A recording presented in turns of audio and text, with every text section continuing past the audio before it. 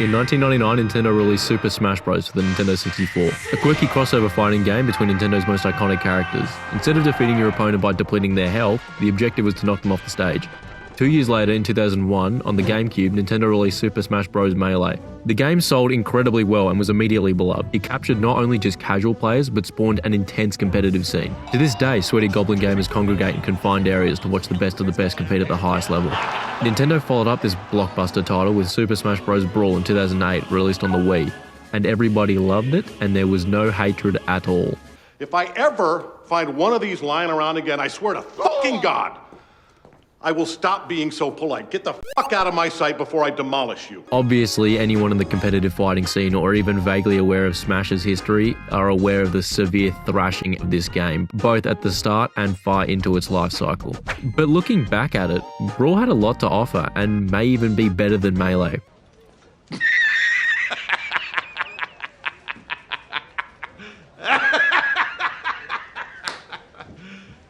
You serious? In some areas.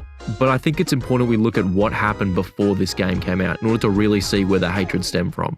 At E3 2005, Nintendo unveils their next home console, codenamed the Revolution, which was to be given a much more serious name later down the track. Satoru Iwata, rest in peace, proudly displayed the console and announced a few games planned for the system. One of these games was the next entry in the Smash series that was apparently already in development. Masahiro Sakurai, the godfather of Smash, was completely unaware a Smash Bros. Game was being made, probably because it wasn't.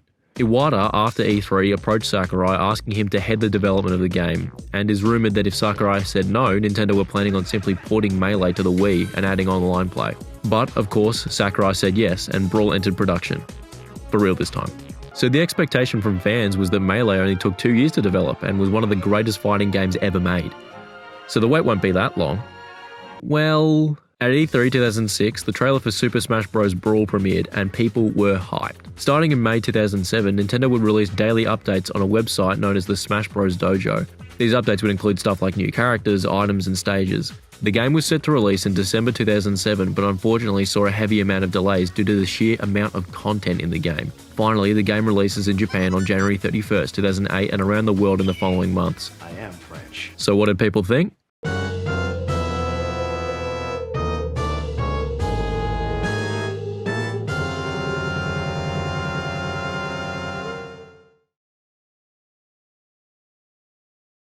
The gameplay was the most heavily criticised aspect of Brawl. It's not as slow as 64 in my opinion, but it's not far off.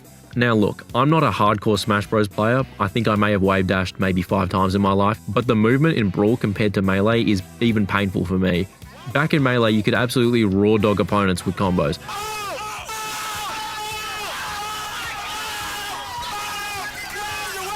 But in Brawl, comboing is the most difficult out of any Smash game, at least for me. Brawl has a lot less hit stun than Melee, which is essentially the time after you get hit before you can move. Because Melee had more hit stun, once you land an attack you could continue to punish your opponent, whereas in Brawl, the player that gets hit has more time to evade the next attack, making it more difficult. Characters in Brawl were also much floatier, which meant combos could be broken up far easier, and for characters with more knockback on their attacks, combos were very difficult. Combine this with the fact that Brawl has unlimited air dodge, the game becomes very defensively orientated. Perhaps the biggest factor that hurt Brawl's movement though, was the removal of advanced movement. Wave dashing, L cancelling, and dash dancing were not all intentional inclusions in Melee, but they widened the skills gap between casual and competitive players. You didn't have to know how to do them to play the game, but it added a whole nother layer of depth. And random tripping was just, what the fuck is this piece of shit? Yeah, when your character performs a dash, there's a 1% chance that the character will just randomly fall over. And when turning around during a dash, this increases to 1.25. It's pretty minute where it doesn't affect the gameplay too much, but at crucial parts in the game, if your character randomly trips, that's multiple seconds wasted that allows your opponent to capitalize and potentially take a stock. All of this was done in order to cater to casual players, and I reckon that was due to the new online play. Brawl was the first title to feature online play, which was a huge step for the series, and look, it wasn't great, it was often very delayed and laggy, which for a fighting game is not what you want, but it was fun at the time and it served its purpose for 2008. Having the game favour casuals helped ensure online players wouldn't get absolutely murked by veteran players. The game doesn't have the same competitive community as Melee, and that can be seen today, as you rarely see Brawl tournaments. But Brawl is a great entry point in the Smash series. If you're a new player, like I was back in 2008, then Brawl really helps you understand the basics of Smash. And as a casual party game, Brawl is a much better game than Melee in my opinion. A major contributing factor to Brawl being a great party game is all the new additions. Melee had 29 stages, including remakes, certainly nothing to scoff at. But Brawl buffed that to 41 stages. Not all stages are gold, but some are bangers. WarioWare, PictoChat, and Pirate Ship are some of my personal favourites. New items such as assist trophies that are essentially a Waluigi prison, the Pitfall, and one of my personal favourites, the Smart Bomb, have remained mainstays in the series and for good reason. Oh, and how could I forget? It added the Smash Ball. After attacking it enough and breaking it, it would allow your character to feel the love and embrace of our Lord and Saviour course through their veins and unleash a final smash. Each character had their own unique final smash, and some were awesome throwbacks to their original series, whilst others make you question your own reality. When it comes to balancing, some smashes are great, some are okay, and some are... It's the biggest piece of dog shit. Like with Donkey Kong's, it was probably more effective to just throw the Wii remote. Speaking of characters, Brawl upped the roster from 25 to 39, and for the first time removed some from the previous entry. It was mostly clone characters that were removed, Dr. Mario, Young Link, Pichu, and Roy, but also Mewtwo. Okay, I'm ready. A weird choice considering he was so beloved and had his own unique moveset, but he was at one point planned to be in the game. But among the new additions were Diddy Kong, Pit, Pokemon Trainer, Ike, King Dedede, Wolf, Lucario, Wario, Toon Link, Zero Suit Samus, Rob, Olimar, and Lucas. This was also the first of the series to have non-Nintendo characters on the roster. Solid Snake from Metal Gear and Sonic the Hedgehog from the Olympics. This was huge. Seeing non-Nintendo characters being able to beat the life out of Captain Olimar gave hope to so many clueless morons asking for Goku to be added. But I'm leaving out one character. The character that caused chaos. The aptly named Meta Knight. Fucking hell. This guy could literally fly. Not glide, fly. High skilled players could dominate with him as he was very skill expressive, but he was also insanely easy to pick up for lower skilled players. This character was so broken and led to him being banned across some tournaments for a short time. That's not to say that you couldn't win with other characters at a high level, but looking at the leaderboards, they're mostly filled with this guy's mask. It just so happens he was also my main. Not because he was top tier, but because me as a young kid thought, oh my god, he looks fucking sick, he's all edgy and he's got a sword. Thus, my friends and the entire Smash community became very familiar with this notorious sound. How is that even fair? You're just button mashing web. There's no skill to that. Meta Knight being such an easy character to use didn't help the game's stigma of being a heavily casual experience. There were also many cut characters from the game's planning stages. Geno, Villager, Pac-Man, and Crystal from Star Fox. What do you mean by that? Dixie Kong was also considered as a partner for Diddy and would function similar to the Ice Climbers.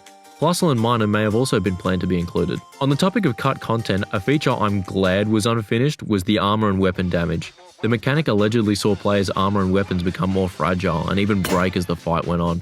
There are even still texture files in the game that have alternate damaged wearing for Meta Knight and Captain Falcon. Whilst this sounds kinda cool and I'd like to see it maybe as an alternate mode, it directly punishes better players, as if you stay alive longer, your weapon and armor may just break. Thankfully this was cut due to time constraints. I guess this is a good time to talk about the art direction.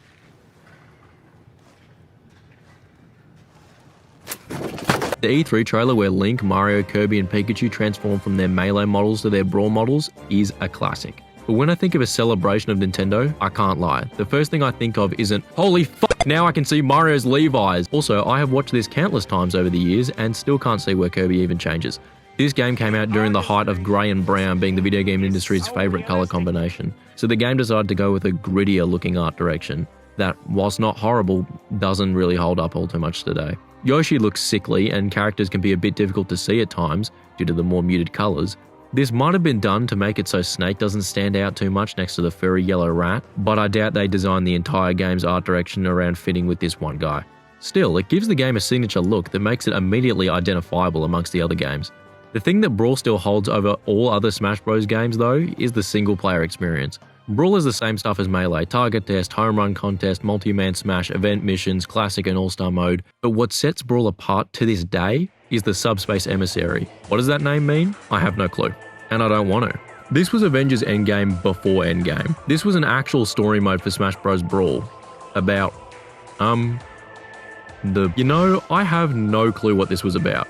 Okay, so even after conducting some research, I still don't understand. So it's about this army called the Subspace Army, commanded by this dude called the Ancient Minister, and they want to turn all the world into subspace. What the hell is even that? But this was all created by a guy named Taboo, who captured Master Hand and used Mr. Game & Watch to create his army.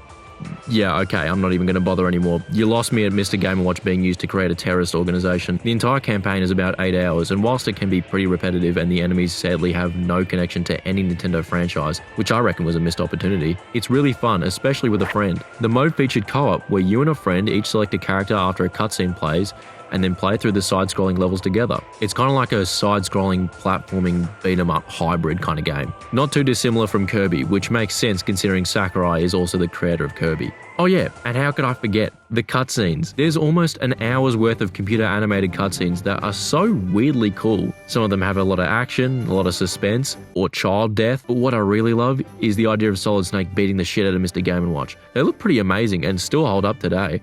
As a little bonus fact, this mode also spawned the longest fanfiction in the history of media, with 221 chapters containing over 4,100,000 words.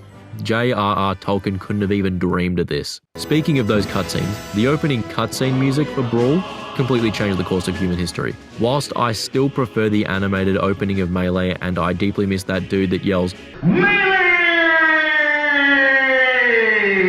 I still think about that Brawl opening about 6 times a day, in between mental breakdowns. Smash Brawl was also the most heavily modded entry. Mods like the famous Project M completely change the game's mechanics and make the game a lot faster and play more like Melee. In addition, they also add new characters, movesets, stages, and music. It was also very easy to mod this game. Like, for Nintendo, this was concerningly straightforward. The modding community for this game is one of the most dedicated ever. Project M was developed over 4 years, and there's more just like it.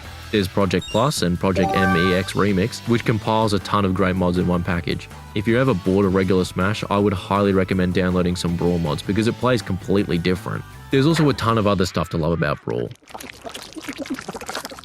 You could play demos of classic Nintendo games to see where the characters started out, trophy collecting, sticker collecting, music collecting. This game is full of content. Look, Super Smash Bros. Brawl may have not been the best entry in the series when it comes to competitive play. Hell, there's even an argument to be made that it's the worst. But it's perhaps the most varied and unique game in the series. The art style, gameplay, and modes set it apart from the rest. If I could only play one Smash game for the rest of my life, then it probably wouldn't be this one. Gotcha, bitch! But if I was allowed to install mods, it would make a pretty compelling case.